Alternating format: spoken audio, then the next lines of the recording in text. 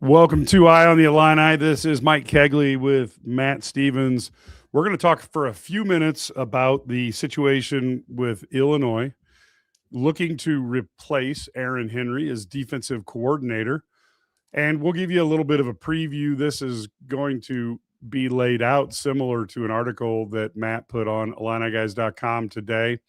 If you like the way this goes and you want a lot more information, Matt did almost 5,000 words on this. So there's a lot more information to be had. We're just kind of scratching the surface. And the first thing we will say is that on this situation, things are being played very close to the vest. We do not want to imply that we have super insider information on all of this. It's constructing, having little pieces of information, constructing an overall picture from multiple sources, and letting people kind of percolate on what that means. Matt, let's talk a little bit about, first off, as somebody who's been covering the Illini for years, did you see Aaron Henry going out and finding another position, or were you shocked? What were your thoughts as this story unfolded in real time? I was surprised. Cards on the table. I was texting with Aaron Henry pretty frequently right up until the announcement, and just had no reason to ask him if he was going to Notre Dame. Cards on the table. I was texting him about the players that he had just seen in Mobile for the Senior Bowl, while Aaron Henry was wearing Illinois gear in Mobile to support Gabe Yakus, Luke Altmaier, J.C. Davis, and Melvin Priestley in Mobile, and had no reason to ask him about Notre Dame. And then came to find out that a lot of people had no reason to ask him about Notre Dame because it happened so quickly. We're talking about in the midst of like a week, Mike. So, it came as a surprise to me, but when the details kind of started to trickle out about how it happened, when it happened, who's involved here, it makes a lot more sense for Aaron. A lot of people are calling, we'll get into, maybe we'll get into this, maybe we won't, but a lot of people are calling this a soft firing, a soft landing for Aaron Henry. I can tell you without any hesitation that if Notre Dame's defensive backs coach does not leave for Jesse Minter's new staff with the Baltimore Ravens, Aaron Henry is still the defensive coordinator at Illinois. There was no backroom meeting with him and Brett Bielema that, hey, buddy, you need to go find another job. That was not the case. And as we're starting, and I know we're going to get into this pretty soon in this pod, Mike, but the timing of this, if Brett Bielema wanted a new defensive coordinator, he would have gotten rid of Aaron Henry weeks, if not months ago, in order to put himself in a better scenario to hire people who have already taken jobs this winter. And it's made it very difficult to, figure out who's gone where. Because, Mike, just, again, cards on the table, being truthful with our subscribers and the people who love us here at Illini Guys, we did a Aaron Henry hot board, like you said, a 5,000-word Aaron Henry hot board that I submitted to you and to all our other bosses, Larry Smith and Brad Sturdy, right after, I think, Christmas. And a lot of those names now are just irrelevant because they've taken other jobs. And they've taken other jobs since Christmas.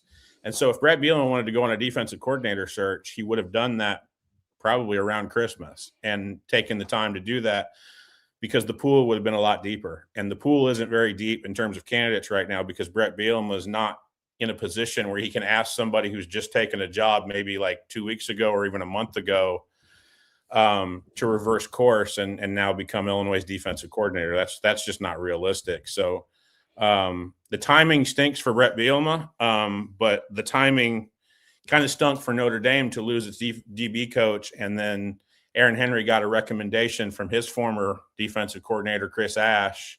Marcus Freeman really loved that recommendation because they actually went to Jay Valia, who's the defensive coordinator at Oklahoma under Brent Venables. Got turned down there, and then he took Chris Ash's recommendation and just tried to figure out if Aaron Henry was available. And Notre Dame has made it very, very accommodating for Aaron Henry to go to South Bend and become the new DB coach with the Fighting Irish. Yeah, and I think the other thing is probably Illinois is a little bit lucky that Brett Bielema is so involved in coaching organizations and a guy Mhm. who's pretty well connected just because of his personality, which probably will give him a little bit more leeway in a tough situation like this than some other coaches.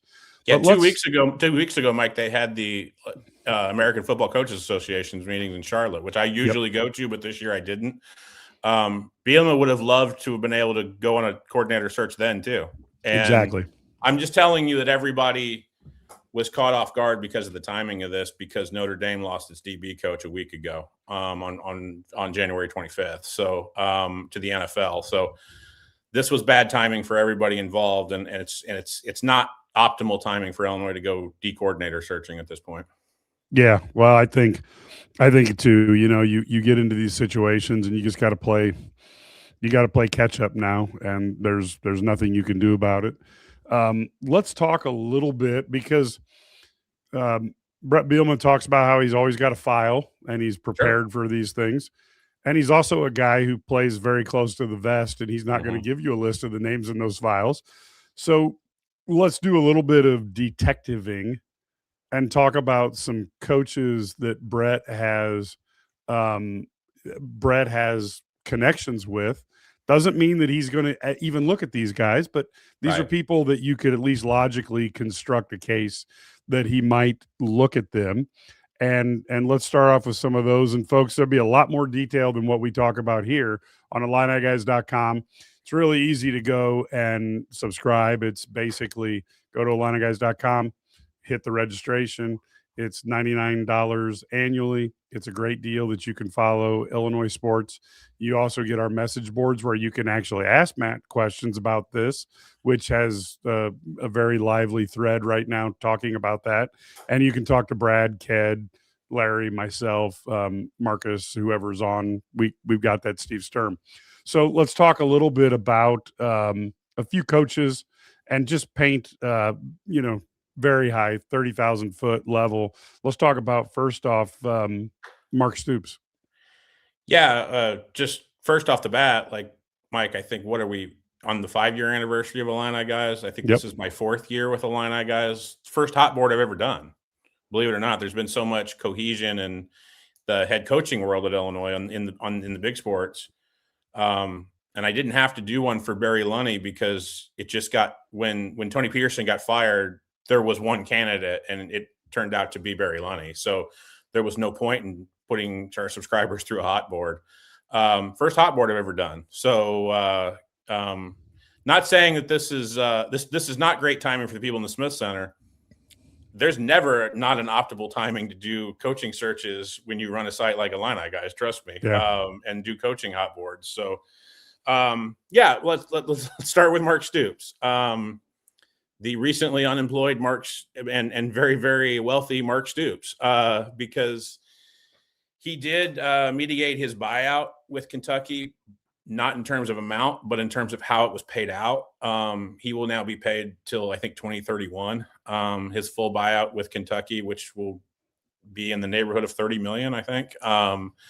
So he doesn't have to work for a really long time, but he's a Stoops, and that means that like unless you get to a certain age, like Bob, and Mark is the baby of the three brothers, Yeah. you're probably going to work, or at least want to. And then Mark had the unfortunate, I guess, luck in the coaching carousel that even in a coaching carousel this past off season where everybody wanted head coaching experience, Mark Stoops didn't have a chair to sit in at the end of the whole day and didn't have a head coaching job to opt to after Kentucky let him go. So, it would make a lot of sense for him to maybe get back into the coordinator world, which he hasn't been in since 2012 when he was coordinating Florida State's defense for Jimbo Fisher. But he's a Stoops, which means he's in the Hayden Fry tree, which means Brett Bielema has ties to all three of the Stoops brothers. He and Mark know each other really, really well. They've never worked together, but they've, when Brett was a player, Mark was a GA for Hayden Fry at Iowa. Brett does have the Hawkeye tattoo on his left calf for a reason. And so from that standpoint, I put it out on Twitter that Mark Stoops is one of those candidates, at least to me, that makes so much sense that you just believe in this industry that it's not going to happen. You know what I mean? So that's usually the rule of thumb.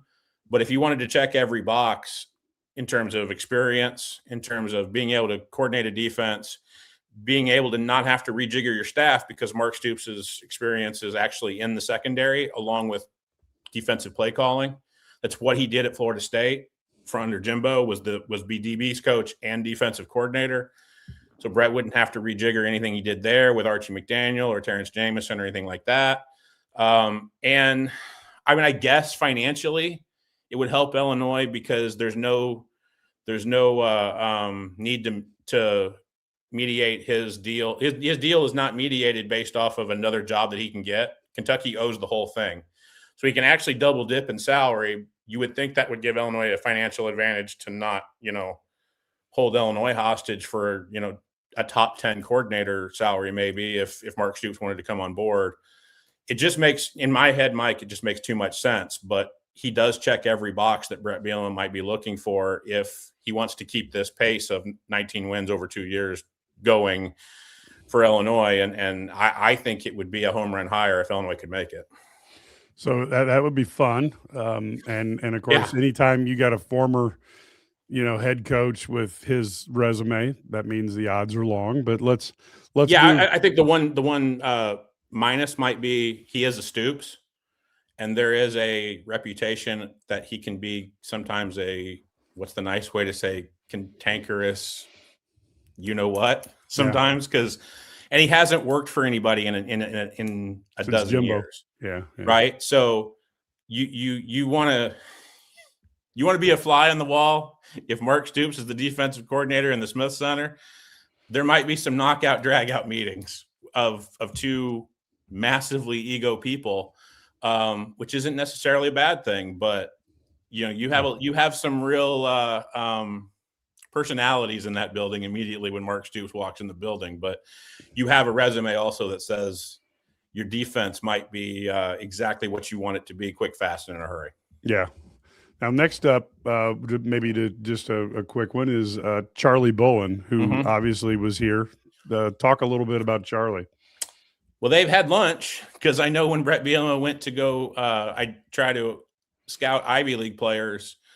This past fall, late fall, he took about 5 assistants and personnel people to New Jersey, and met with Charlie, had lunch. And I think a week later, Brian Daboll gets fired and Charlie's now the interim defensive coordinator with the Giants. So that's interesting too, because Charlie actually might be a better candidate had Brian Daboll not been fired. And why do I mean that? What do I mean by that is that Charlie actually had good results, even if it wasn't wins. The Giants won their last 2 games, but it wasn't like they went 5-0 when Charlie Bullen was calling the defense at that point. But he did get a lot of good film and a lot of good reviews as a first-time defensive play caller in the NFL. That led to some interviews with NFL teams, whether it's defensive coordinator or outside linebacker coach elsewhere. And then when John Harbaugh got the job with the Giants, he gave Charlie Bullen an open invitation that I want you back on my staff. So Charlie Bullen has a job right now with the Giants under John Harbaugh. He would have to leave that job and leave that, I guess, new operation, and almost like what is being talked about as like a 5-year commitment from the Maras with John Harbaugh to rebuild the Giants in order to be Illinois' defensive coordinator. What I would tell you is that Brett has a real big affinity for Charlie Bullen, and I think that that's reciprocated from Charlie as well. The downside is that when Charlie showed up in 2023 to be the outside linebackers coach in Gabe Yakis' sophomore year at Illinois, that was the first time Charlie's been a college coach in 15 years, in a 15-year gap. And my read on the situation is that when you've had that much experience in the NFL, and Charlie was with the Patriots and he was with the Arizona Cardinals before he came back to Illinois, and then you go back to the NFL, you don't typically come back to college. I think Charlie's very, very happy coaching adult men in the National Football League. But maybe he would like to be a defensive coordinator at a Big Ten program, that is on the rise, and do it for a guy that he has an affinity for in Brett Bielema. That's why Charlie is on the hot board, on the Illini guys hot board. But I think it would take a good doing of convincing of Charlie to leave John Harbaugh's new operation with the New York Giants when Harbaugh thinks so highly of Charlie Bolin, he wants him on his staff. And so that's kind of the plus and minuses of Charlie, but I think he's on there because he's just an obvious. Bielema thinks a lot of him. That's a position that he coached in the NFL. He thought a lot of what Charlie was able to do with Gabe Yakus in that second year, even though 2023 didn't go all that well. But there's an aggressiveness to the way that Charlie wants to play defense, and I think that Brett Bielema wants to get back to that. And I think, again, it would be a home run hire for Illinois. I just don't know the reality of the situation because I think Charlie's pretty comfortable in the three-letter league. Yeah. And that would, again, these are all, we're not trying to make stone cold locks or anything like that. We're just trying to give you an idea of some folks that make sense that Brett Bielema has a connection to. Sure. So and let me add, like, if we do get intel, the hot board will be updated. Yeah, exactly. And it will go, these are not in order, but we can put them in order if we get intel that suggests this candidate is a real deal, favorite to get the job. Yeah. Now here's one that's bound to get some emotions going. Ryan Walters, who's currently highly compensated Washington defensive coordinator. Well, we can't have a defensive coordinator hot board at Illinois and with the Illini guys without having Ryan Walters on it, right? Yeah. So let's get this out of the way. Okay, let's set aside the ego and like the water that still might be under that bridge, wherever that bridge is. Okay.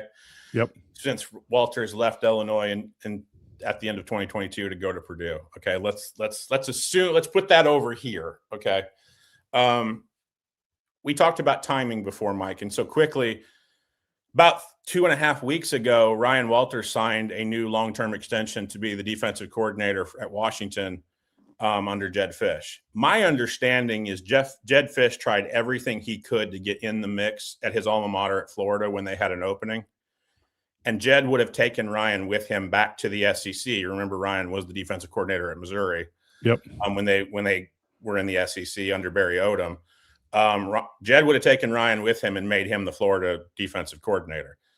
When that didn't happen, he locked Ryan up in Seattle to a deal that pays Ryan $2 million a year to be the head coach at Washington. That's bad enough, but that's a guaranteed deal that Illinois would have to buy out in order to even get to the point where we're hiring Ryan Walters. So it's a 2-year deal at $2 million apiece. I can do math. I took one math class at Eastern Illinois University. That's $4 million right there. You're going to have to pay Ryan somewhere in the neighborhood of 2 or 2.5. So now you've committed $6 to $6.5 million in order for Ryan Walters to call your defense in the 2026 season. That's not a meeting that I think Brett Bielema wants to have with Josh Whitman. And this is why the timing of what has happened with Aaron Henry really puts Brett Bielema, in my opinion, at a disadvantage. Because if last month he wanted to hire Ryan Walters, this would have been a lot easier conversation, and it probably would have gotten a lot further. Because I do think that there's a lot of water under that bridge that can be, there's a lot of feelings that can be put aside if the two men understand that we were pretty good together in 2021 and especially in 2022. And Ryan does still credit Brett Bielema for, advancing his career in a way that he was able to get the Purdue job. And Brett Bielema is sympathetic about anybody getting fired after what happened to him at Arkansas. So there's a lot of personal feelings that I think have the ability to be put aside. I just look at the financials of it, and I don't think Brett Bielema is going to spend $6 million on anybody to coordinate his defense. So I think he thinks highly of Ryan, the ability to coordinate and call a defense, but I don't know if he thinks it's $6 million worth. And if that's the case, I think Ryan's going to be in Seattle. Yeah, that moves us on to one final person that kind of has some tighter connections. Rob Smith, Yeah, Rob is currently the defensive coordinator for one of Bielema's buddies, Greg Schiano, over at Rutgers. And my thought there is that Rutgers' defense was actually worse than Illinois' last year.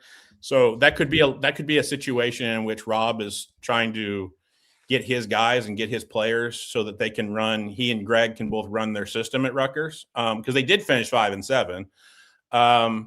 But that's a difficult sell if you're Bielema because, in my opinion, and I think in Brett Bielema's opinion too, because I think first of all you're into the beginning of the rebuild of the defense at Rutgers. I do think Greg Schiano values Rob after what he did, at Minnesota after leaving Bielema in Arkansas. Like he had multiple defensive coordinator jobs afterwards on in that regard. He's still a very young coach. And I think that Rob kind of wants to try to make this work at Rutgers because he is an East Coast guy and he is a New Jersey guy. So I don't think that that's logical, but it is somebody that Bielema has worked with and has had success with at Arkansas. He did go to 3 bowl games at Arkansas with Rob coordinating that defense. So every time they play Rutgers, there's an affinity for the two guys in that building, putting together that defense, and Greg and Rob. But I don't know how realistic that is either, in the sense that if people were really and look, we're not going to the polls. I'm not going to a firehouse and electing the defensive coordinator at Illinois, and neither is any other fan. But that's a tough sell for his next media availability if he announces Rob Smith as the defensive coordinator based off of, there hasn't been an elite amount of Rob hasn't been a Broyles Award candidate, a finalist in quite some time. And that's a tough sell for a fan base that wants to have this hire be a home run. Yeah. Well, and like I said, there's a lot of different connections out there. That one wouldn't make a lot of sense to me, but then that means he'll probably be the guy you should put your money on. Let's go to with just a few coaches. We don't want to belabor this too much, but go to a few coaches. Now, we've heard Justin Wilcox's name has been inserted out there by some individuals, not necessarily that it's insider, but it does make sense. Sure. So let's just hit him and a couple others real quick on Justin Wilcox, the former California head coach. I thought he had a good run at Cal. It's not a secret why it didn't work at Cal. He and Ron Rivera did not get along, and Ron Rivera has now essentially – the two Bay Area schools have gone to this general manager mode like professional football, where they're in charge. And Andrew Luck is the general manager in Stanford. Ron Rivera, a Cal alum, is the general manager at Cal. And Ron Rivera always wanted his dude in there, and Justin Wilcox wasn't his dude. Now, also, Justin Wilcox lost Fernando Mendoza in the portal, lost Jaden Ott, his running back, in the portal, and Cal suffered greatly because of it. But Justin Wilcox, I thought, had a really good run. He's a West Coast, Pacific Northwest guy, played at Oregon, has had experience at Boise State, has had experience at Oregon, has had obviously experience at Cal. Had 1 year as a defense coordinator at Wisconsin under Brett's friend Paul Chryst. The interesting thing there is that Justin and Paul Chryst, it's my understanding, both interviewed for the Oregon State job that went to Jamarcus Shepard this past offseason in the carousel. So Justin Wilcox wants to get back in.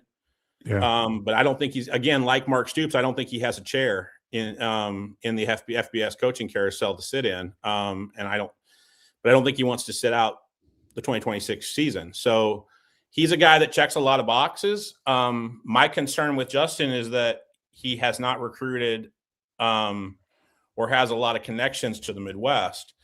The counter to that is that Bielema has almost gone to this system in which his coordinators don't do a lot of the legwork in recruiting anyway. So if he thinks highly of Justin and his ability to put together a defense, again, another guy that, because of his experience at Cal, hasn't coordinated a defense in quite some time. Right. So, but if he thinks highly of Justin Wilcox's defensive philosophy, he checks a lot of boxes. The only other thing he would have to do, and this is an easy fix, but I just want to point it out, Wilcox's experience more or less is what he played, which is linebacker at Oregon. You'd have to figure out what you want to do with Justin and or Archie McDaniel and rejiggering your staff, because Aaron Henry coached the safeties along with, Corey Parker coaching the DBs. you have to figure out a way to do that. But if you're convinced that Justin Wilcox, the guy that you want calling your defense, you can make that work. I'm just pointing out what would have to be Right. rejiggered in terms of the staff in order for that to happen. But he's a name that you got to keep your eye on, because if Brett, and I'm saying if, this is not an I know or an even I feel, this is an I think. If he and Brett Bielema, I think if he and Brett Bielema can get simpatico philosophy-wise, Justin Wilcox is a really good football coach. And again, I think it's somebody that Illinois fans would be very, very happy to hear is coordinating their defense in 2026. Yeah, and like I said, Bielema. This is where that relationships and the way he is involved in the American Football Coaches Association gives him options that other coaches just won't have. But let's run over real quick. Jeff Collins, the former Temple and Georgia Tech head coach. Truth be told, I've covered Jeff Collins. He was the defensive coordinator at Mississippi State when I was the beat writer there under Dan Mullen. And Jeff Collins' energy and his personality and his defensive philosophy got him the job at Temple and got him the job at Georgia Tech. He's a Nick Saban tree guy. He was a recruiting coordinator, essentially, and director of player personnel under Nick in 2007. And that's what got him his ability to inject energy and to recruit. I'm telling you, even in the short amount of time that you might have Jeff Collins, your ability to recruit the areas that he knows very, very well, which is the southeastern part of the country, your Alabamas, your Georgias, your Tennessees, your Mississippis, he would do very well there for Illinois. And that's a market that Illinois doesn't, tap into all that much. But he would do very well there. But Jeff Collins, recruiting wise, works well at a lot of places. It worked well at Temple too, and out on the East Coast. So if they feel like they need an energy guy as a recruiter and a guy who's just, all gas, no brakes in terms of philosophy and how he wants to, coordinate a defense and call a defense, Jeff Collins would be your guy. The downside with Jeff Collins is that if it's not going well, that loudness gets a little bit, kind of easy to kind of tone out. Yeah. And there's a tendency like what happened at Georgia Tech, where they just needed to hear a different voice. And you do need to have a calming influence in the building if you're going to hire Jeff Collins, because he's not going to be it. And I say that with all affinity for Jeff, because his style is his style. But he's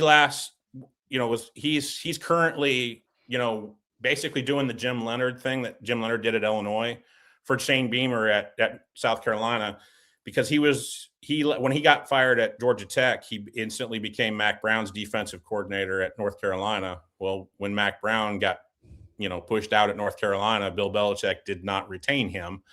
And so he's kind of been doing the behind the scenes deal at South Carolina during the 2025 season. And I think Jeff wants to get back in coordinating a defense as soon as possible. I just don't know if there's the fit there. Okay. And so the next one's kind of interesting, because you are seeing head coaches from lower levels jump in at coordinator and other, other jobs. Chris Wilkerson, who had, a few years back, had a good year at Eastern. Yeah. I kind of feel bad putting his name out there, because I don't think Chris is one of those guys. And look, all cards on the table, that is my alma mater, Eastern Illinois, that he's currently the head coach of. I don't think he wants to quit. You know what I'm saying? I think he wants to. But Eastern has had back-to-back 3-win seasons, and it's not going in the right direction if you base it off of the last 2 years. I think Chris Wilkerson's a really, really good defensive coach. The good thing also is that there's somebody else in that Smith Center that thinks Chris Wilkerson's a really good coach, and his name is Barry Lunny Jr. And they have a history together at South San Jose State. I think it's like over a decade ago, because that's the last time Chris coordinated a defense, by the way, when they worked together there. Barry Lunny and his wife are the godparents of Chris Wilkerson's son, who was a player at Eastern, is now a student assistant after an injury cut his playing career. They are his godparents. And so they know Chris really, really well. If it went down that road, I think there could be a very, very good chemistry. I'm not sure that Chris wants to give up on this project. Financially, he could increase his salary by 4.5 times, but being the defensive coordinator at Illinois compared to being the head coach at Eastern. That salary hasn't changed since I went to school there. And Bob Spoo was making $135,000 a year. Right. And so I think Chris could be a great hire. He hasn't coordinated a defense in a long time because he's been a head coach at Eastern, and then before that at the University of Chicago, a D3 school. But he's had success, and I think that philosophy-wise, Brett thinks highly of him. Brett Bielema thinks highly of him. And Barry Lunny, of course, thinks highly of him. And it's another guy where I don't think you have to rejigger the staff all that much. And you are seeing this. You've seen guys, go from FCS head coach. You've seen guys go from power or group of 6 head coach to power conference coordinator. So this is not an unusual move if Chris wants to make it. I put his name out there if Chris wants to make this move, but sometimes guys want to be a head coach and they want to make this work. And if Chris wants to make this work at Eastern, more power to him. Yep. So let's go on to one that I think is a long shot. Wink Martindale at Michigan, who's tied in fairly or unfairly, however you feel about it, with Connor Stallions. I see with I don't see is good, and he is a good defensive coordinator. I don't see there's a snowball's chance in heck. So again, put your money on him in Vegas, but I don't see there's any chance he gets this. 2 quick things with Wink. One is it's unfairly with Connor Stallions because he didn't become Michigan's defensive coordinator until 2024. So everything that Brett Bielema feels about Jim Harbaugh and Michigan and what they did, and we've detailed it here on Illini Guys years ago about the tickets that Connor Stallions bought via the Illinois Athletic Department website, and there's evidence that his people were inside Memorial Stadium for some of those 2022 games that were played. Brett Bielema has made it very public how he feels about that. Brett is not shy. He's made it very public. He thinks Michigan cheated. Okay. Yeah. Wink wasn't involved with that because he was with the Baltimore Ravens. He got hired by Sharon Moore in 2024 because Jesse Minter went with Jim Harbaugh to the Los Angeles Chargers. Okay. So Wink's not involved with any of that. The problem is that Wink is 66 years old. There's 2 problems with Wink, I think, who I think is one of the better defensive coordinators in all the country. And he doesn't have a job right now because Kyle Whittingham did not retain him when he got the job at Michigan late in the game, by the way. I think Wink Martindale, the reporting is that he's gone on about 8 different NFL interviews. And I think he's going to end up on somebody's NFL staff. I really do. I mean, but if he's not, he's somebody that could come in, coordinate your defense. If you're worried about a 66-year-old not having the energy to recruit, again, Brett Bielema has systematically put together a plan in the Smith Center that coordinators really don't recruit all that much. Barry Lunny will tell you that. So if you're looking for just X's and O's guys that can come in and coach guys up and coach guys to a higher level, Wink's probably your guy. The other problem is at Michigan, Wink was one of the highest paid defensive coordinators in the country at over $2 million a year. I want to point out that Ryan Walters was the first in program history to be a 7-figure coordinator at Illinois. And you're asking Josh Whitman to double that number probably to hire Wink. And so I think that there's some financial and I think some NFL things that are going to happen for Wink Martindale to not get this job. But I think he's, again, a guy that if Brett Bielema showed up at the dais and said, hey, I've hired Wink Martindale to the resume speaks for itself. That's a home run. So now in-house promotion, you got Terrence Jamison, D-line coach. You got Archie McDaniel, linebackers coach, cornerback coach, Corey Parker. I don't know that I'm not certain that any of them is considered generally ready for it, but Bielema's been the guy who's always been willing to put his chips on who he perceives has talent and then see what they can do. You can't keep calling Terrence Jamison one of the best defensive line coaches in the country and not think that he's going to get up for some coordinator jobs here pretty soon. I think Archie McDaniel is going to be a coordinator at an FBS program sooner rather than later. Whether that's at Illinois or not, I don't know. I think Corey Parker, we could be talking about Corey Parker in 5 years being an FBS head coach. I think he's got that kind of personality. Similar to what I just described with Jeff Collins is what I see out of Corey Parker in spades. So here's what I'm telling you, Mike Cagley, as one of my bosses at Illini guys. If Illinois makes another in-house promotion like they did with Aaron Henry, I'm going to need about a week of vacation and a week of vacation away from our football message board because it might go nuclear. I don't think that the people in Illinois – I don't think Brett Bielema is interested in an in-house promotion right now because I think he feels like he has to hire. That would be with all three of those gentlemen that I just named. They would be first-time defensive play callers, just like Aaron Henry was. Okay, if you thought that was a major problem, and I'm not saying to you that Brett Bielema thought that was a major problem. I think a lot of people around Brett Bielema who don't have any say in the process thought that was a major problem. If Brett Bielema doesn't think that's a major problem, I think any of those three guys could be involved. I think Archie McDaniel could certainly be involved. There's no reason for me to think that JMO wouldn't be involved.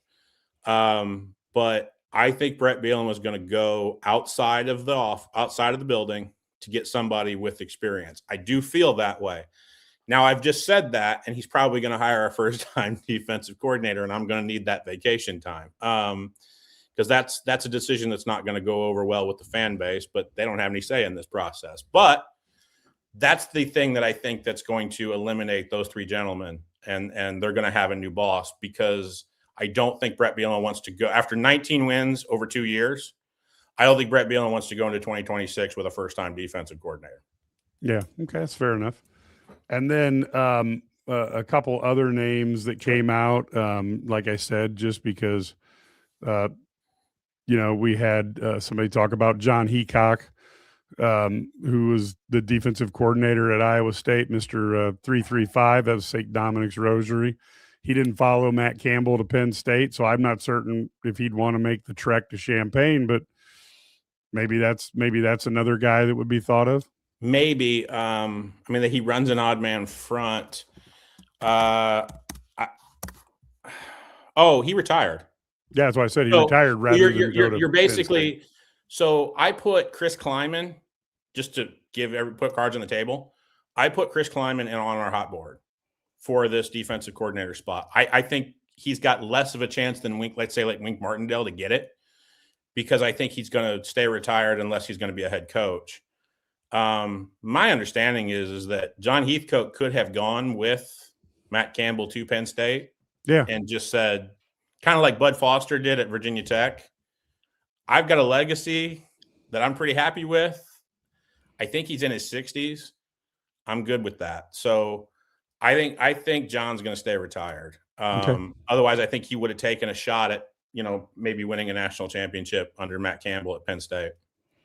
And then the other name is Pete Kowalski, how do you pronounce his name? Former Texas DC.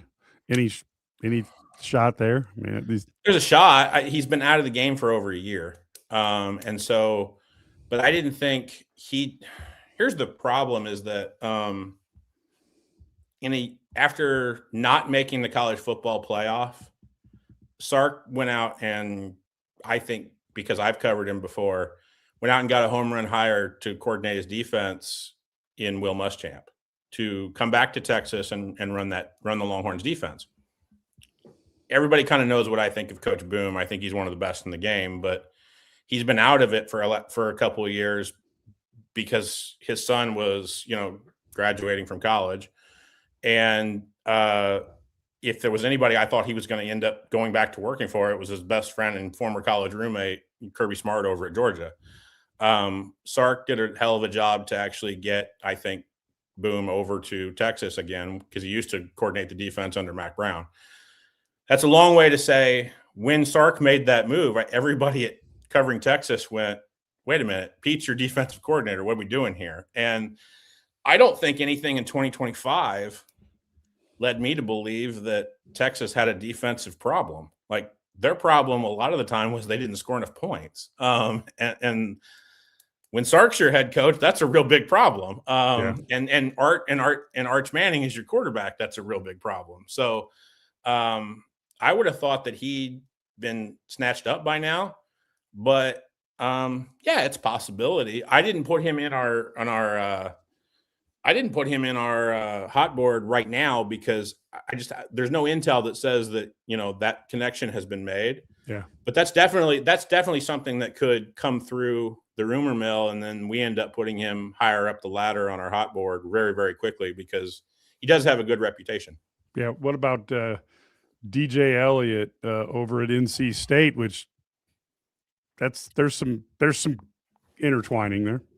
Yeah, because Dave Doran has beaten the posse one more time in Raleigh and kept his job at North Carolina State. And good for Dave. He keeps winning off the hot seat. Yeah. And good for him because he's a really, really good dude. And people up here remember him because he had a hell of a run at Northern Illinois before he got the NC State job. And he's on the Bielema tree because he used to be the defensive coordinator at Wisconsin under Brett Bielema. So Bielema would be taking one of his buddy's guys if he did that. But DJ Elliott's a reputable defensive coordinator, an experienced defensive coordinator.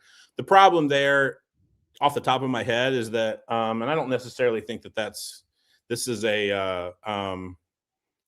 doesn't cross his name off of any list, but that's Dave Doran's defense in Raleigh, and whether DJ is the caretaker of Dave Doran's defense or not really doesn't matter to me, but maybe it matters to others, and maybe it matters to Brett Bielema. You could have said that about Ryan Walters when he was working under Barry Odom. You could say that, honestly, you could have said that about Kirby Smart when he was working for Nick Saban. So I don't put a lot of stock into that, but yeah, he's somebody. I also want to credit one of our people at Atlanta Guys, Brad Sturdy, put out DJ Durkin. Yep. Who is been retained by new Auburn head coach Alex Golish to be the defensive coordinator after DJ Durkin was the interim head coach when Hugh Freeze got fired. Here's the problem there, and I know this again because that's a beat that I used to cover, which is Auburn. DJ put a lot of money in the emotional bank with Auburn boosters. Hi, Jimmy. To essentially nudge and prod and push Alex to keep DJ Durkin. There is no connection there other than the boosters really, really like DJ Durkin. And if the Auburn boosters, hi, Jimmy, hi, Raymond, really like you, they'll find a way to keep you because some of them are on the board of trustees, which always makes Auburn a very, very interesting situation. So Alex is going to keep DJ Durkin for a while.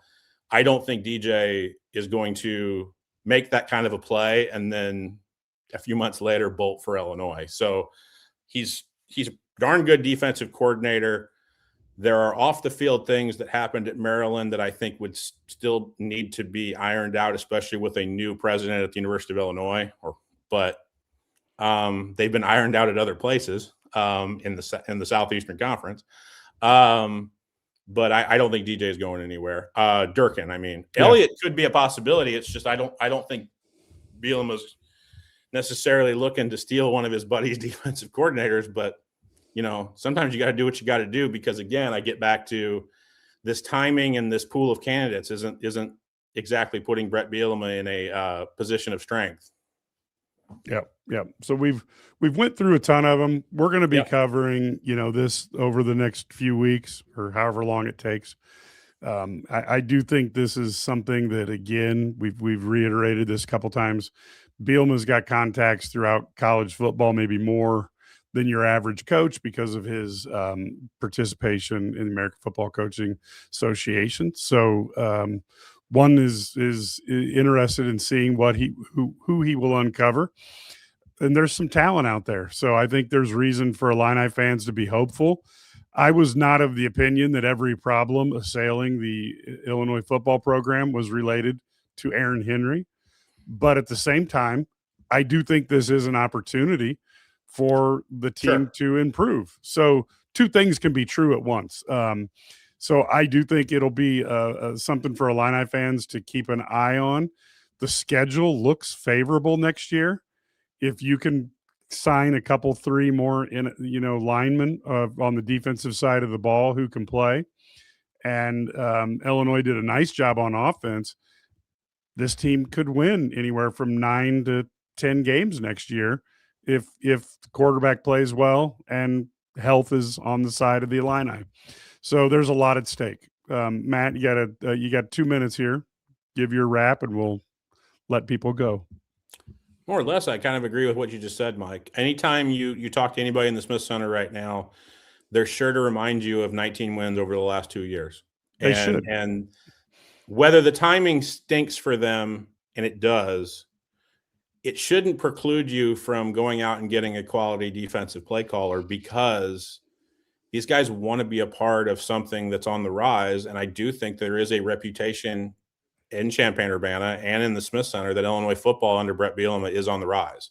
So if you're looking, if you're at a place that you feel like is stagnant, or you're at a place where you want to make that next career jump, and there are guys, I talk to a lot of people in this industry that are certainly fit that billing, right? Brett Bielema is going to be able to talk to some quality people. Can he make a hire like he did with Ryan Walters? We're going to see. In his first staff, we're going to see. Can he make a hire like he did the second time around at offensive coordinator, like he did with Barry Lunny Jr.? We're going to see. I do think that this is a critical hire for Brett Bielema to keep the momentum going after 24 and 25 and 19 wins in 2 years. I'll say that. And I think that Brett Bielema recognizes the moment and recognizes the situation and knows that from a momentum standpoint, this hire is going to make or break the ability for Illinois to stay on the rise in the Big Ten Conference. And I do think that this is a great – I think that this could be a personally and professionally good move for Aaron Henry. But I think for Illinois to maybe take a reset with what they're doing at defensive coordinator and essentially what they're doing in that building philosophy-wise on defense, it could be a good thing for the Fighting Illini as well.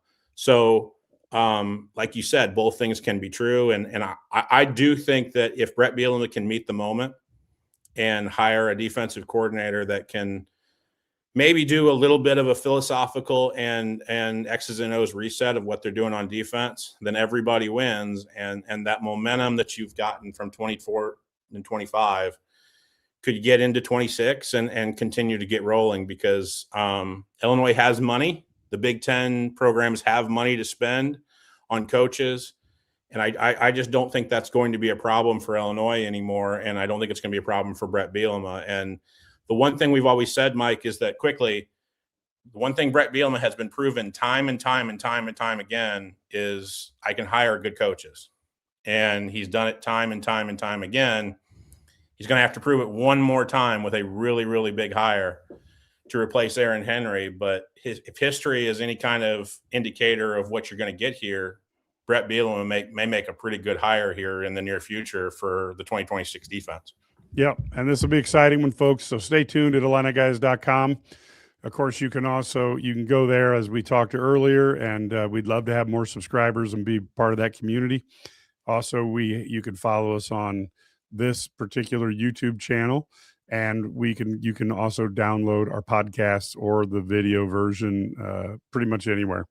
So until next time, folks, which will probably be just in a couple nights when Northwestern comes to visit Illinois, we will see you. And until then, go Illini.